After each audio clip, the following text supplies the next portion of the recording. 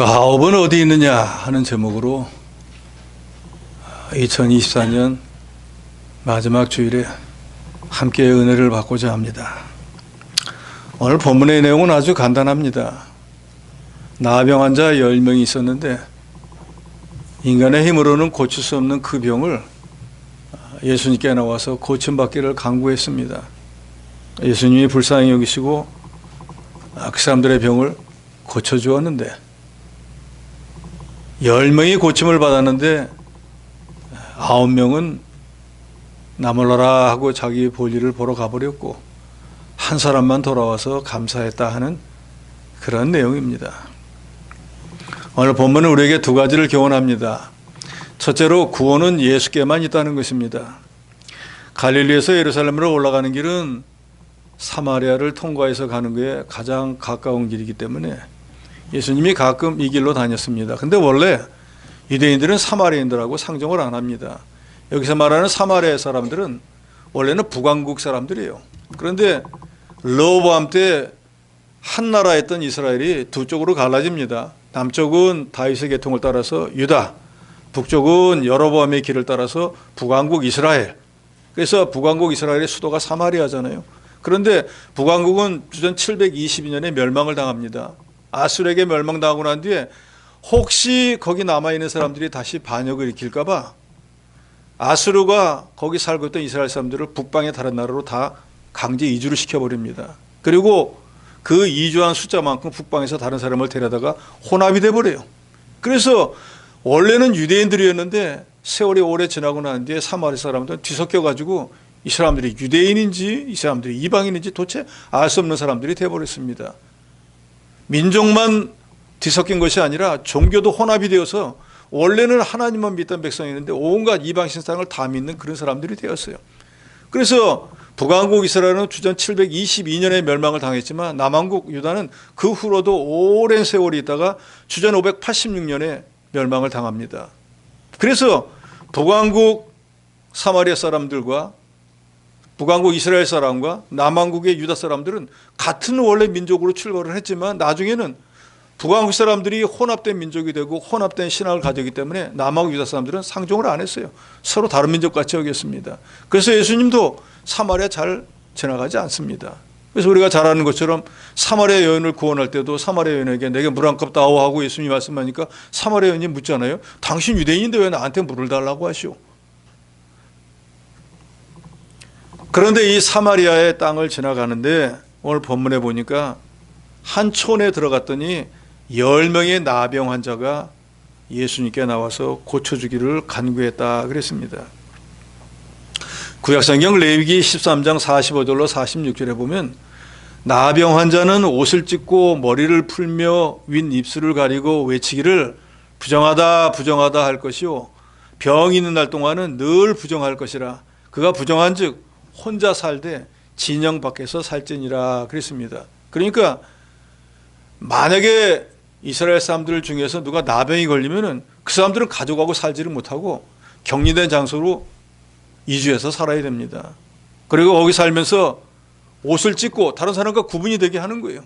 머리는 또 풀어 헤치고 윗 입술은 가리고 사람들이 한 100보 정도 오면은 부정하다 부정하다 내가 부정한 사람이 여기 있다. 여기 근처에 오지 말아라 하고 외쳐야 됩니다. 그래서 나병 환자들은 사실은 병으로 인해서 살이 썩어 들어가는 고통도 고통이지만 가족들과 떨어져 사는 그 고통은 말할 수가 없어요. 사람은 사회적 동물이잖아요. 우리가 잘 알듯이 나병은 죄를 상징합니다. 죄를 지으면은 그 죄가 마치 살이 썩어 들어가서 죽게 되듯이 죄의 값이 사망이라는 것을 우리에게 상징하고 있습니다. 이 나병과 같은 병에서 나음을 얻을 길은 세상에 딱 한 방법밖에 없습니다. 그것은 생명을 주신 분, 생명을 낫게 하실 수도 있고 생명을 취할 수도 있는 예수님께 나오는 방법밖에 없습니다. 그래서 오늘 본문에 10 나병 환자도 예수님이 지나간다고 하니까 나와서서 가까이 올 수는 없으니까 멀리서 예수님께 병 낫기를 간구했습니다. 13절에 보니까 소리를 높여 이르되 예수 선생님이여 우리를 불쌍히 여기소서. 그러니까 예를 들어서 한 100m 아니면 100보 바깥에서 예수님이 듣게 하려면 소리를 얼마나 크게 내야 되겠어요? 그렇잖아요? 가까이 올 수가 없기 때문에 저 멀리 있는 사람에게 듣게 해야 되니까 예수여 저를 불쌍히 여기소서 이래서는 들을 수가 없을 거예요. 어떻게 해야 될까요? 예수여 나를 긍휼히 여기소서 하고 큰 소리를 질렀을 거예요.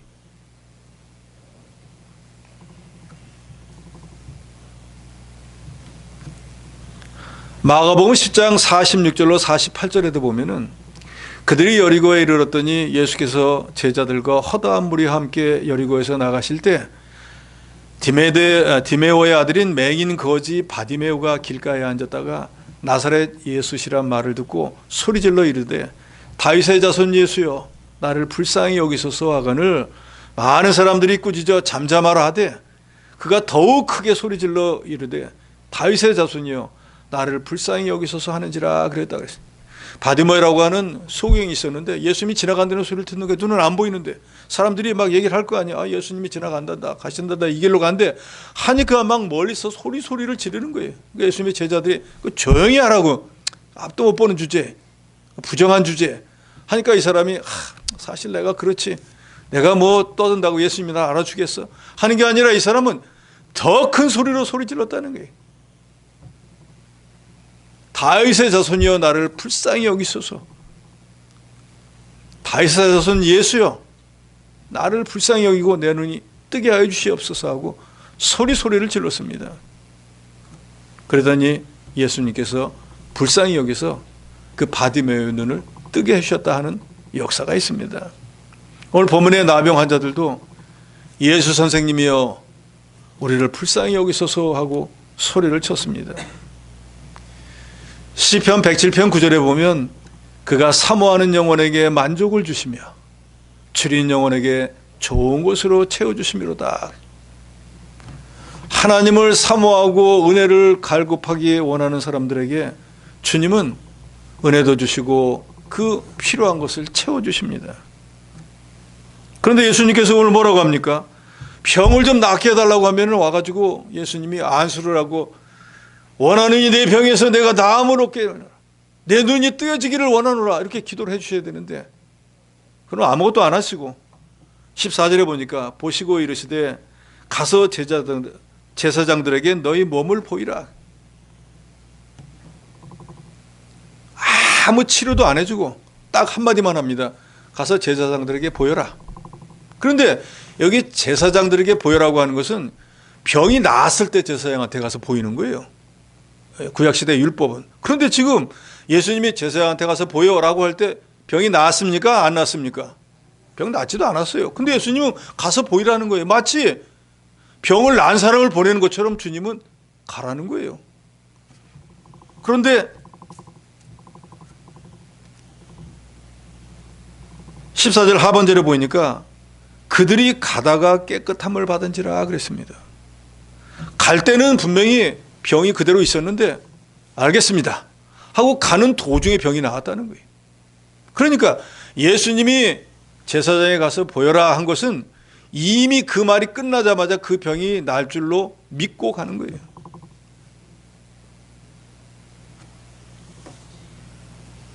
현장에서 즉시 내 병이 나았느니라 이제 제사장에 가서 보여라 한 것이 아니고 제사장에 가서 보여라 했는데도 거기는 나병 환자들은 제사장에게 갔습니다. 나을 줄로 믿고 갔다는 거예요. 우리가 하나님의 말씀을 이렇게 믿어야 됩니다. 여기 따져보고 저기 재보고 이거는 내 마음에 안 들고 저건 내 형편에 안 맞고 해서 말씀을 믿는 건 믿음이 아니에요. 지금 병이 낫지 않았지만 제사장에 가서 보여라 하니까 가는 게 그게 믿음이라 그 말이에요.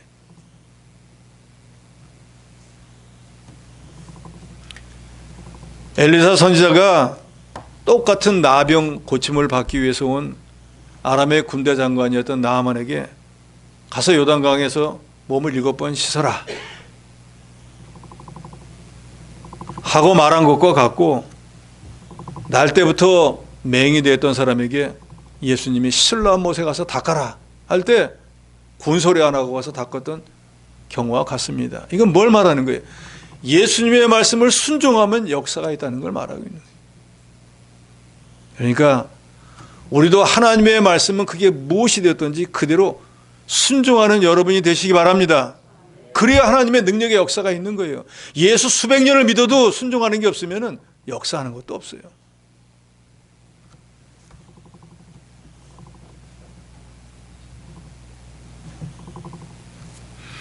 원래 레위기 14장 2절로 3절에 보면 나병에 걸렸다가 나은 사람은 제사장에 가서 하나님의 은혜로 이 병이 나은 것을 신고하고 제사장이 그래 정말로 병이 나았구나 하고 확인서를 받아가지고 집에 돌아갈 수 있었습니다.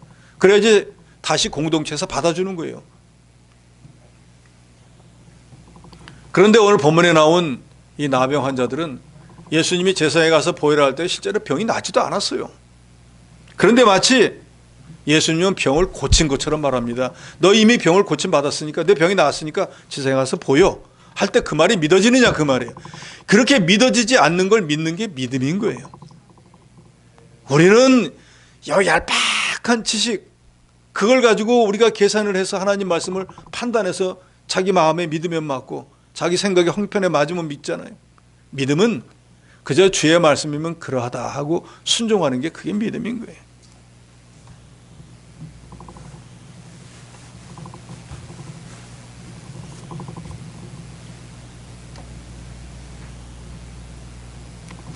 주님의 말씀을 이처럼 믿고 순종하면 하나님의 큰 역사가 나타납니다. 그런데 10명이 분명히 똑같이 나병에서 고침을 받았는데 한 명만 돌아와서 예수님에게 감사했다고 했습니다. 15절에 보니까 그 중에 한 사람이 자기가 나은 것을 보고 큰 소리로 하나님께 영광을 돌리며 돌아와. 제일 먼저는 하나님 앞에 영광을 돌렸습니다. 주님 감사합니다. 제가 나병이 나았습니다. 하나님 은혜로 병이 나았습니다. 그리고 16절에 예수의 발 아래 엎드려 감사하니 그는 사마리아 사람이라. 제일 먼저는 모든 것을 주관하는 하나님이 자기를 불쌍히 여겨서 자기의 병이 낫게 해준 것을 하나님 앞에 입으로 주님 감사합니다 하고 영광을 돌리고 그 병을 실제로 낫게 해준 예수님에게 와서 주님 감사합니다. 주의 은혜로 제가 이 병이 낫게 되었습니다. 이제 보통 사람들처럼 살게 되었습니다. 가족과 다시 생활하게 되었습니다. 사회의 구성원이 되었습니다. 이 모든 게 주님의 은혜입니다 하고 와서 감사했다고 그랬습니다. 그랬더니 19절에 예수님께서 일어나 가라 내 믿음이 너를 구원하였느니라. 영혼까지도 구원받았습니다. 그러니까 이 사람은 동시에 두 가지 복을 받았어요. 육신도 죄에서 사망에서 구원을 받고 나병의 치료 나았을 뿐 아니라 소망이 없었던 영혼까지 구원을 받아가지고 영혼과 육신이 동시에 구원받는 큰 복을 받았습니다. 그런데 돌아오자는 9명은 육신은 병에서 나았는지 몰라도 영혼은 구원받지를 못했습니다. 은혜에 감사할 줄 아는 자에게 하나님이 은혜를 더해 주신다는 것을 우리에게 보여줍니다. 사도행전 10장 1절로 2절에 보면 가이사라에 고넬료로 가는 사람이 있으니 이달리아 부대라 하는 군대의 백부장이라. 그가 경건하여 온 지방과 더불어 하나님을 경외하며 백성을 많이 구제하고 하나님께 항상 기도하더니 그랬습니다. 고넬료는 이방인 로마 사람이었는데도 이 사람 유대인들을 와서 다스리다 보니까 그 유대인들이 하나님을 모시고 사는 방법이 너무나 좋은 거예요. 그래서 자기도 유대인도 아니면서 유대인처럼 경건한 삶을 살면서 또 주변에 사는 불쌍한 백성들을 막 구제하고 또 유대인들처럼 하나님께 늘 기도하는 그런 아주 경건한 삶을 살았습니다. 그러니까 하나님께서 베드로를 보내가지고 그 고넬료 가족을 다 구원해 주었어요. 영혼의 구원은 예수를 구주로 믿음으로만 가능합니다. 다른 방법으로는 구원받는 방법이 없어요. 요한복음 14장 6절에 보면 예수께서 말씀합니다. 내가 곧 길이요 진리요 생명이니 나로 말미암지 않고는 아버지께로 올 자가 없느니라. 즉 예수가 아니면은 구원받을 자가 없다는 것을 말하고 있어요. 우리가 성탄절에서 상고했지만 예수라고 하는 이름 자체가 구세주란 뜻이잖아요. 예수라고 하는 이름의 뜻이 뭡니까? 자기 백성을 저희 죄에서 구원할 자. 개역 개정에서는 자기 백성을 그들의 죄에서 구원할 자. 예수 외에는 길이 없습니다. 그래서 사도행전 4장 12절에 다른 이로서는 구원을 받을 수 없나니 천하 사람 중에 구원을 받을 만한 다른 이름을 우리에게 주신 일이 없음이니라. 즉 예수로만 구원받는 그 이름을 우리에게 하나님이 주셨다는 거예요. 예수님만이 죄인을 천국으로 인도하는 유일한 길이고 사죄의 은총, 영혼의 중생, 구원과 영생을 주시는 유일한 분입니다. 예수님은 육신의 병 낫는 것을 통해서 신령한 병이 고침받는 것을 가르쳐 주신 것이, 구원은 오직 예수께만 있다는 거 여러분 믿으시기 바랍니다. 둘째로는 주님의 은혜에 감사하는 자가 되어야 된다는 것입니다. 거듭 말씀드렸지만 10사람이 나을 수 없는 나병에서 치유함을 받았는데 정말로 은혜에 감사해서 온 사람은 딱 한 사람밖에 없었다 그랬어요. 그런데 그 한 사람도 또 누군가? 16절 하반절에 보니까 그는 사마리아 사람이라 그랬습니다. 서두에 말씀드린 대로 유대인들은 사마리아 사람들을 상종하지도 않고 마치 짐승처럼 여기는 거예요. 자기들과는 아주 급이 떨어지는 사람으로 인정하는 거예요. 그런데 유대인 9명과 사마리아 사람 한 사람이 같은 나병이 걸렸다가 같이 병이 나왔는데 하나님께 영광을 돌리고 주님에게 찾아와서 최은혜입니다 하고 감사한 사람은 그렇게 날 때부터 할례를 받고 날 때부터 하나님의 자녀고 날 때부터 하나님의 약속을 가졌다고 자랑하는 유대인들은 하나도 오지도 않고 그 사람들이 천대하고 무시하는 사마리아 사람을 와서 예수님에게 감사를 표시했습니다. 그러면 나머지 9사람들은 왜 안 왔을까요? 병을 낚아보니까 너무나 급한 일들이 많은 거예요. 제일 먼저 그동안에 그렇게 떨어져 살고 있었던 가족들 죽지는 않았는지 어떻게 살고 있는지 너무너무 궁금할 거 아니에요. 지금 주님에게 감사하는 것보다 그게 먼저인 거예요. 내가 어떤 은혜로 병을 낳았느냐가 둘째고 그동안에 보지 못하던 가족들이 이거 어떻게 됐을까? 자식들이 눈앞에 막 왔다 갔다 할 거 아니에요. 이 병 때문에 내가 집에도 못 가고 친구도 못 만나봤는데 빨리 가서 봐야겠다.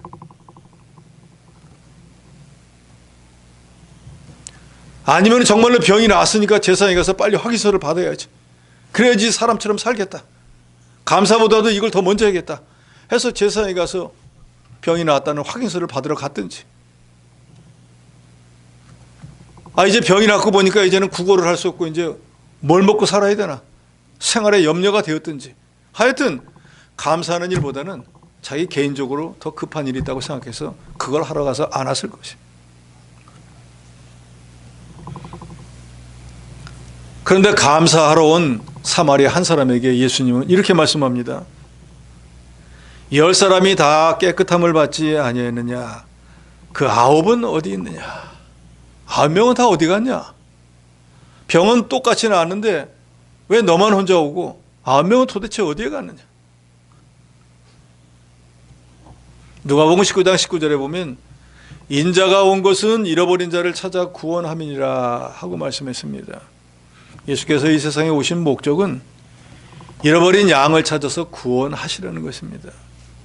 그런데 하나님을 알고 섬긴다고 하는 이스라엘 백성들은 주님의 은혜에 감사할 줄 몰라서 영적 구원에까지는 이르지 못하는 것을 보고 주님이 너무 안타까워하신 거예요. 나을 수 없는 육신의 질병이 나은 것을 보았으면 그것이 누구의 은혜인가를 깨닫고 내 개인적인 일보다는 만사를 주관하시는 주님 앞에 감사하는 일이 먼저인 것을 알아야 되는데, 날 때부터 할례를 받고 하나님 백성이라고 입에다가 하나님을 달고 사는 백성이 병고침을 받았으면 이게 하나님의 은혜대로 하나님께 감사할 줄 모르는 걸 보고 너무 안타까운 거예요. 9명은 어디 갔냐? 그렇게 믿음이 좋다고 하더니 왜 감사할 줄 모르냐?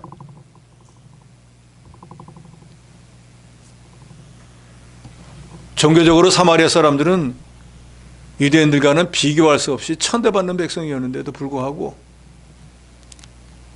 오히려 하나님께 감사할 줄 알았습니다. 은혜를 많이 받을수록 오히려 은혜가 귀한 줄 모르고 오히려 은혜를 원수로 갚는 게 인간의 타락한 근성입니다. 그래서 우리 믿는 사람들에 있어서 은혜에 감사하는 일보다 우선하는 일은 없다는 거 여러분 믿으시기 바랍니다. 그래서 감사는 즉시 해야지 미루어서는 안 되는 일입니다. 유명한 철학자 키에르케고르는 감사는 모든 덕의 으뜸일 뿐만 아니라 모든 덕의 아버지다 그랬어요. 그러니까 모든 일에서 제일 먼저 해야 되는 일이 뭔가? 감사라는 거예요. 그래서 우리도 기도할 때 그렇게 하지 않습니까? 주님 은혜를 감사합니다. 감사로 시작하잖아요. 근데 이렇게 감사한 것을 많이 줬는데 제대로 살질 못해서 죄송하니까 회개하는 거잖아요.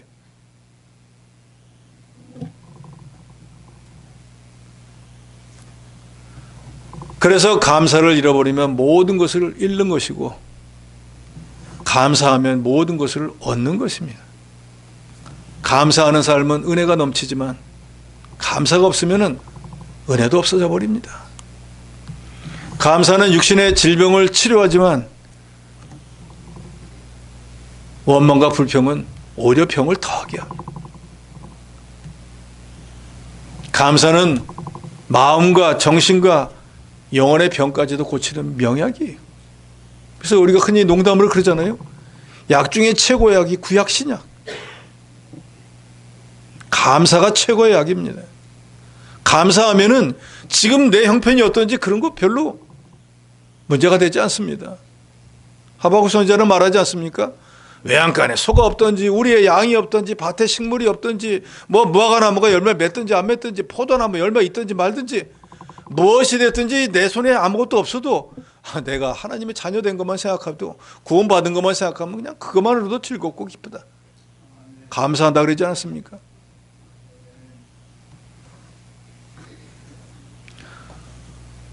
우리가 강건하고 형통한 삶을 살기 위해서 제일 필요한 것은 감사입니다.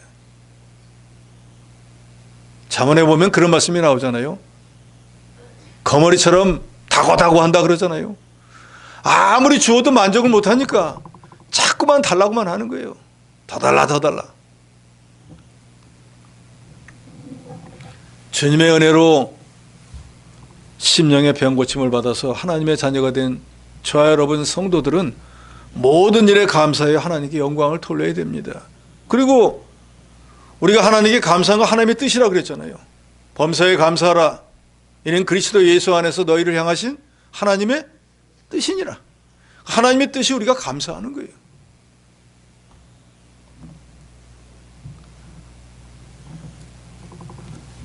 그런데 은혜를 깨닫지 못하는 사람에 대해서 이사야서 1장 3절에 보면 이렇게 말합니다. 소는 그 임자를 알고 나귀는 그 주인의 구유를 알건만은 이스라엘은 알지 못하고 나의 백성은 깨닫지 못하는도다. 하나님이 얼마나 안타까우면 이사야 선지자를 책망하는 거예요. 세상의 미물인 소도 자기 밥그릇이 누가 밥을 주는지 알고 나귀도 소도 다 안다 그 말이에요. 그런데 하나님의 백성이라고 하는 이스라엘 백성은 내가 누군지를 모른다는 거예요. 하나님은 저와 여러분을 지명해서 너는 내 거야 라고 택해 주시고 우리가 출애굽의 역사를 통해서 보면 애굽에서 430년 동안 고난받는 백성들을 하나님이 10가지 이적과 기사를 일으켜서 건져주고 홍해바다에서 죽을 꼴 바다를 갈라서 건져주시고 요단강을 스톱 해가지고 건너게 해서 가나안 땅으로 인도하시고 그 땅에 사는 모든 백성을 하나님의 능력으로 다 내쫓고 자기들은 수고하지도 않은 그 땅을 거저받아서 젖과 꿀이 흐르는 땅에서 복된 삶을 살게 해주셨잖아요. 그렇게 하나님이 은혜를 베풀어 줬는데도 그거 우리가 싸워가지고 얻은 거지 하나님 우리에게 준 게 뭐가 있어. 우리가 농사 지었으니까 우리가 소득을 얻는 거지 하나님 우리에게 준 게 뭐가 있어 라고 깨닫지 못하더라는 거예요. 그래서 성경은 여러 권에 기록하지 않습니까? 존귀에 처하나 깨닫지 못하는 자는 멸망하는 짐승과 같도다. 그것은 감사할 줄 모르는 사람은 짐승과 같다 그 말이에요. 그래서 우리가 흔히 그런 말씀 드리잖아요. 감사라고 하는 게 신앙의 극치라 그래요. 제일 높은 단계. 정말로 신앙이 높은 사람이 감사할 줄 안다는 거예요. 감사할 줄 모르니까 하나님 앞에 드리는 거 아까워서 절대로 못 드려요. 나를 위해서는 다 쓰잖아요. 여러분도 저 다 쓰지 않습니까?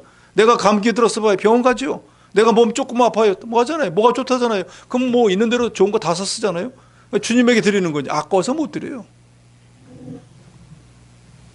그게 바로 소도 나귀도 주인이 누군 줄 알고 주인이 어떤 밥그릇통에다가 밥을 주는 줄 아는데 하나님의 백성이 그걸 모르는 거예요. 자기만 아니까. 그래서 일본의 유명한 신학자인 우찌무라 간조는 하나님이 만일 인간을 저주한다고 하면, 하나님이 인간을 저주하지 않지만 만일 인간을 저주하신다면 질병이나 실패, 배신이나 죽음으로 하시지 않고 하나님이 계신 것을 믿지 못하는 불신으로, 성경을 읽어도 귀에 들어오지 않는 막힌 귀로, 감사하는 마음이 전혀 생기지 않도록 메마른 마음으로 저주할 거라 그거예요. 그러니까 내가 하나님의 은혜에 별로 감사한 게 없다라는 사람은 하나님의 저주를 받았다는 거예요. 그러니까 자기가 잘난 줄 알고 살다가 그렇게 살다가 가는 거예요.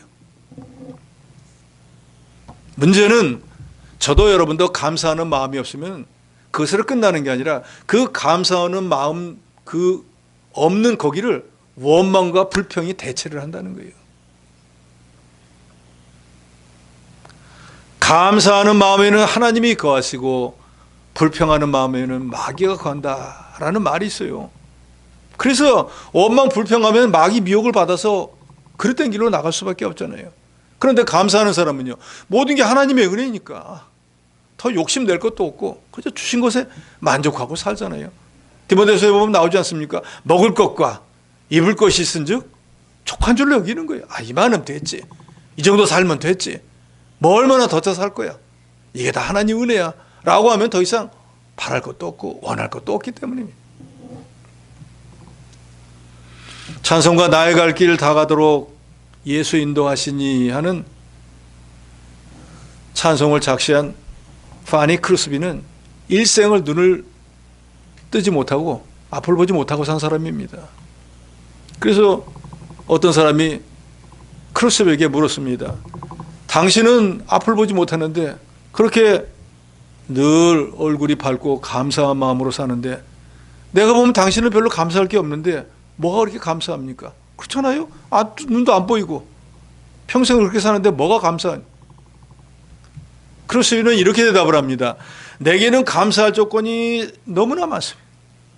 그러나 그런 것들 아니라고 해도 내가 그리스도인이라는 단 한 가지 이유만이라도 하나님의 은혜에 감사.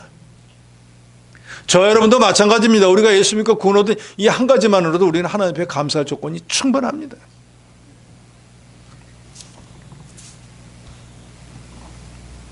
신명기 8장 12절 13절에 보면 가나안 땅에 들어가서 하나님이 주신 땅에서 하나님이 모든 것을 주셔서 풍족한 삶을 살게 될 때 그때 하나님을 잊어버리지 않도록 조심하라 그랬어요.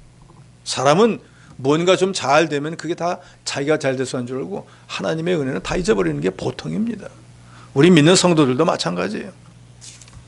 유대인의 구전 명언 중에 이런 말이 있습니다. 이 세상에서 가장 현명한 사람은 누구인가?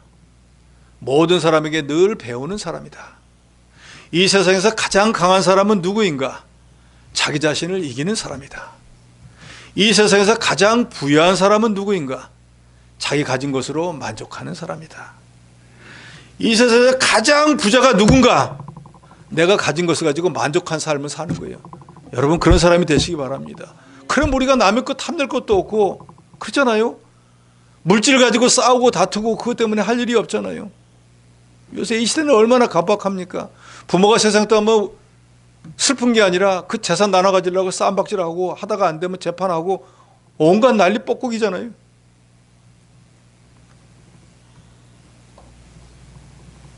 쌀 한 톨을 만들려면은 7근의 땀을 흘려야 된다. 그래서 1미 7근이라 하는 그런 말이 있습니다.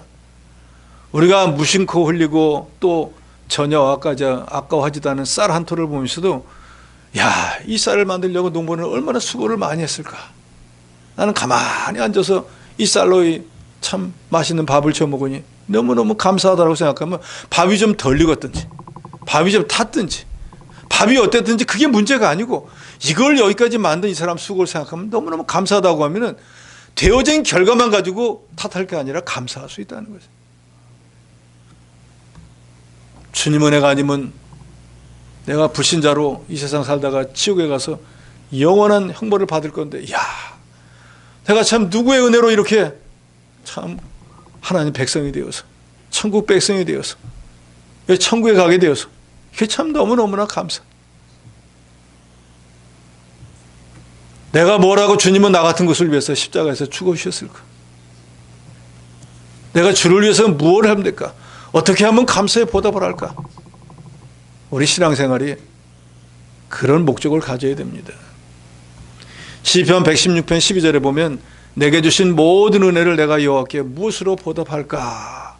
라고 말하는데, 문자적으로는 이게 이런 뜻입니다. 내가 무엇을 어떻게 여호와께 돌려드려야 할까? 하나님은 생명까지 바쳐가면서 나를 위해서 구원해 주는데, 나는 주님을 위해서 내가 뭘 어떻게 드려야 될까? 주님이 원하는 게 내 생명인가? 내 재산인가? 내 재능인가? 내 시간인가? 뭘 돌려드려야지 주님이 기뻐하시고 주가 내게 베풀으신 은혜에 보답을 하는 것일까? 하고 저도 여러분도 좀 생각을 해야 됩니다. 설령 내가 주님을 위해서 내 재산을 다 드린다고 해도, 내 목숨을 드린다고 해도 은혜 갚지 못합니다. 그렇기 때문에 우리 구원받은 성도들은 할 수만 있으면 주님의 은혜에 보답하기 위해서 힘써야 됩니다. 여러분 생각해 보세요. 10명이 똑같이 병을 치료받는데 한 사람만 와서 감사합니다.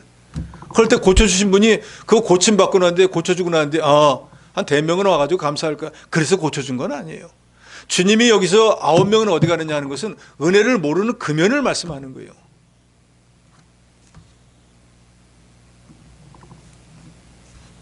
이솝 우화의 개미와 비둘기에 보면은 개미가 목을 축이려고 강둑에 갔다가 미끄러져 가지고 물속에 툭 빠져버렸습니다. 그래서 개미는 수영을 할 줄 모르니까 버둥버둥하고 거반 죽게 되었는데, 비둘기가 나무에서 보니까 불쌍한 거예요.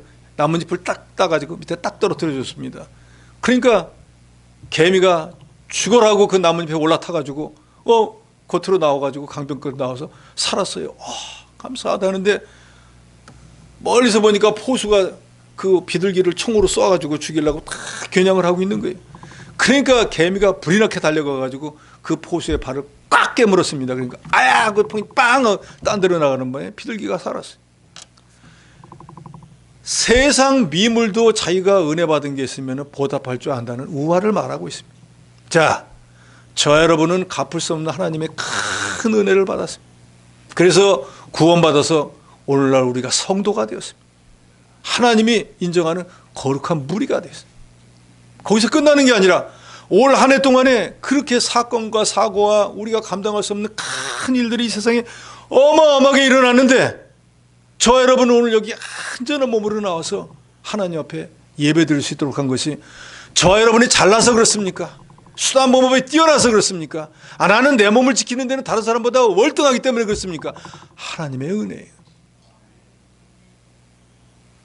오늘까지 굶지 않고 헐벗지 않고 살아온 모든 것은 또 누구의 은혜입니까? 입으로만 우리가 주님의 은혜라고 하고,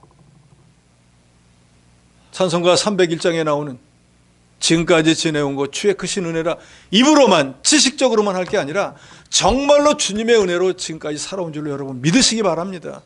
우리 남은 인생 동안에도 우리 주님의 이 은혜가 아니면 우리 살아갈 수가 없어요. 1분 1초도 주님이 우리와 함께하지 않으면 우리는 이 세상에 생존하지 못합니다.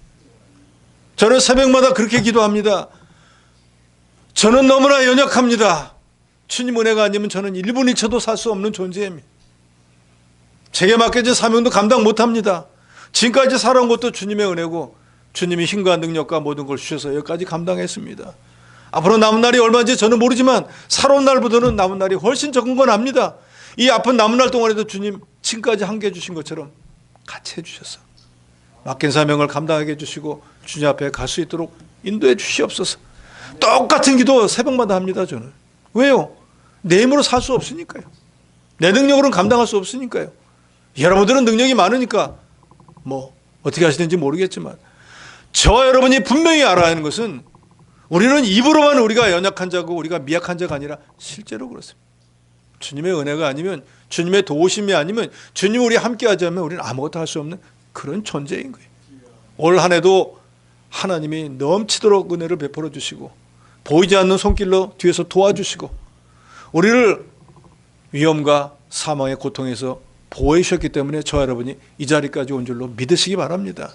그런다고 하면은 당연히 우리가 주님이 우리에게 베풀어 주신 모든 은혜를 기억하고 감사하는 성도가 되어야 됩니다. 주님의 은혜를 깨닫지 못하고 자기 볼일을 보러 가는 9사람처럼 되지 마시고 내가 사마리아 사람이냐 누구냐 그게 중요한 게 아니에요. 은혜를 받았느냐 못 받았느냐, 받은 은혜를 깨닫느냐 못 깨닫느냐, 보답하느냐 못 받느냐, 그것이 중요한 거예요.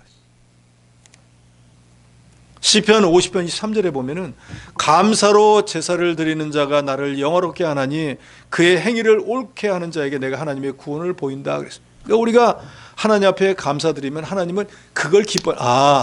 이게 은혜 받은 줄 아는구나.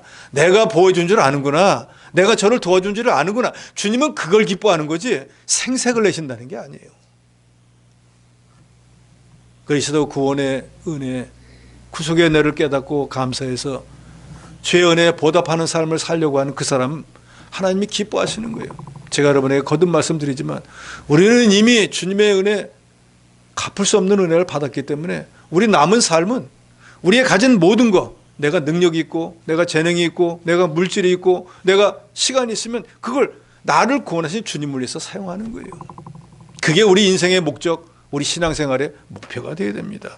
올 한 해도 우리에게 넘치도록 은혜를 베풀어 주시고 우리의 삶을 안전한 길로 인도해 주시고 여기까지 복된 삶을 살게 해주신 모든 것이 하나님의 은혜인 줄로 깨닫고 병에서 나와서 돌아와 영광을 돌리며 주님에게 엎드려 감사했던 한 사람처럼 올 한 해 동안에 베풀어 주신 모든 은혜에 감사하는 여러분이 되시기를 주의 이름으로 축원합니다.